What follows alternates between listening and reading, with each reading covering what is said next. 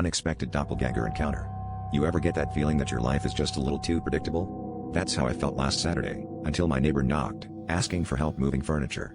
I'd never been inside her place before, but as soon as I stepped through the door, my skin prickled. Her apartment was a mirror image of mine. Same scuffed floorboards, same faded couch, even the dent in the wall by the kitchen. It was like I'd stepped into a reflection, only everything felt off, like the air was thicker somehow. She led me to the living room, chatting about how heavy her old bookshelf was, but my eyes kept catching on details that didn't fit. There was a photo on her shelf, me, sitting at my own dinner table, but from an angle I'd never seen. My mug, my shirt, but I didn't remember anyone taking that picture. I laughed it off, thinking maybe it was just déjà vu or a weird coincidence. But then I noticed a notebook on her coffee table, open to a page covered in handwriting that looked exactly like mine.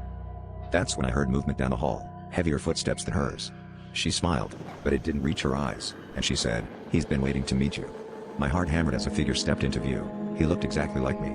Same haircut, same nervous habit of rubbing at the back of his neck. He grinned, but there was something wrong about his eyes. They were flat, hungry, and they never blinked.